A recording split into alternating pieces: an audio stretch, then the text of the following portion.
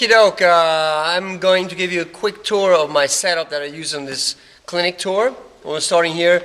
I have a laptop where I run a sequencing program where I have my tracks in stereo. It's basically 3 tracks. It's a stereo music track and a click track that goes through USB into a small audio interface. It's the smallest audio interface that I could find that served my purpose, which is important because I travel a lot.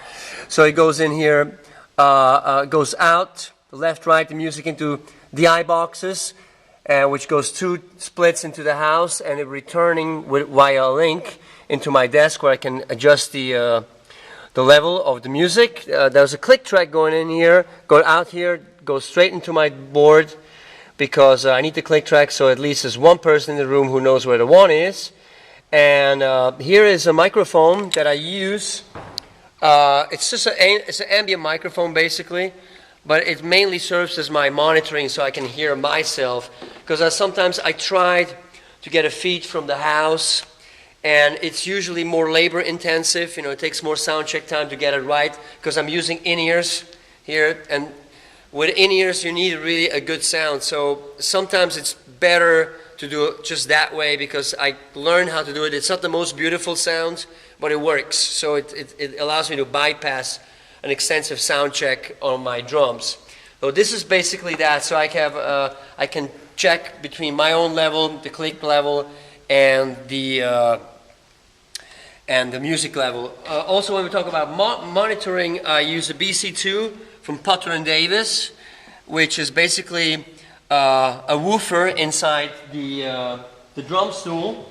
It goes here. I mainly use it for the bass drum, so it gives me a little kick here, and it's really awesome. There's just one downside: it's highly addictive. So the other day it went out on like sound check, and I went nuts, because it's really nice. It helps me to relax on the bass drum foot, and it's an awesome little device here.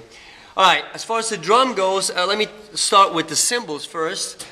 Here I have a hoop crasher, which is the latest device that I developed with Mark Law from Sabian. It's basically 2 hoops. It's a lightweight hoop that has holes in it to make it really hovering over a heavier hoop, which has a serrated or a warped, bent edge that really floats on the snare drum without muffling it too much. And this gives me the opportunity to play into the snare drum like that, or bring in the effect. It creates a sort of like a white noise, machine or modern music production effect without triggering any electronic sound. So it's a really cool device. I can also with those clamps, I can tighten the pressure on it, make it shorter, so it allows me to do a lot of really cool effects.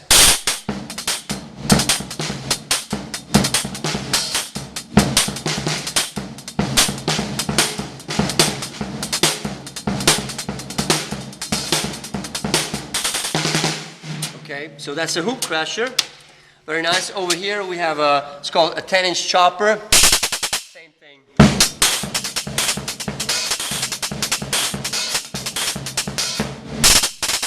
That. Over here I have a pair of 14-inch Fierce hats, which is my signature hat. Very dry. It gives me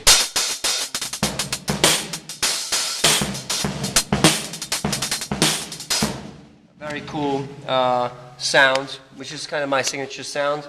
Over here, also a cymbal that I developed in conjunction with Mark Law for Sabian. It's called the Omni.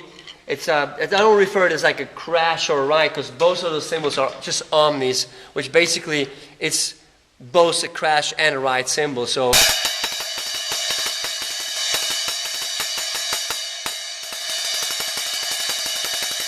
very clear. Also very clear crash sound. Same goes for this.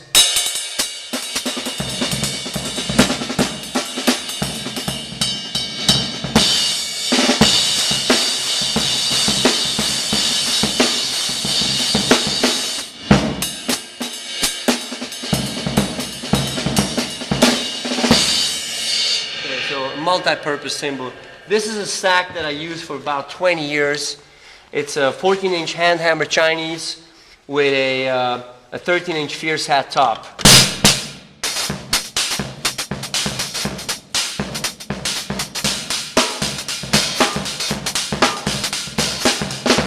Okay, white noise type of sound.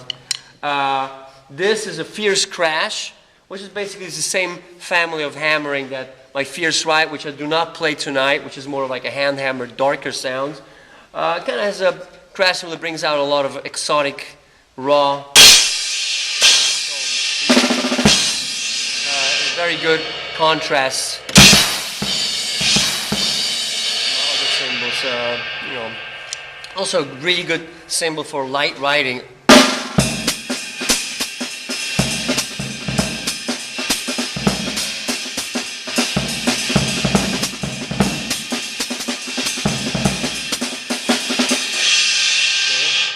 And this is a Chinese cymbal. This is an extreme Chinese. I'm not as picky when it comes to Chinese cymbals. I like them big and warm and trashy. So that's that. That's as far as the cymbal goes. The drum heads I endorse Evans. I use G14s, which is a 14 mil, a heavier snare drum head,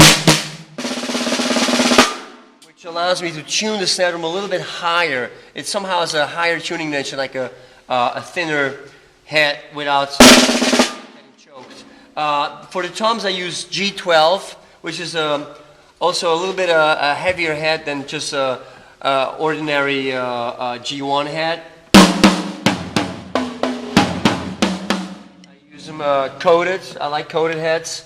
Same for the bass drum. I use a G1, which is a little bit of a thinner bass drum head. I don't really use any muffling inside the bass drum. Sometimes a little bit of like an EQ pad, but as far as with this clinic tour is concerned, I just leave it all wide open. Okay. My drumsticks are Vic First signature. Well, these are kind of like this is what I use. Jojo Mayer model. I have to say, I brought a whole bunch, but I played the entire clinic tour so far with the same pair. So, yeah, very good quality, thanks to Vic. The drums is Sonar, and I use a from left to right. It's a ProLite kit, which is a maple shell. It's a medium-sized maple shell with like a vintage reinforcement hoops. It's 14 by 5 snare drum on my left, which I use very deep tuning. Between my legs, I have a 13 by 5, which is more like the crisp sounds. It's a 10 by 8 rack tom, 14 by 14, and an 8 by 8. Tom over here. The bass drum is 20 by 18, so really big bass drum. So this is basically what I'm using tonight. That's my setup. Bye-bye.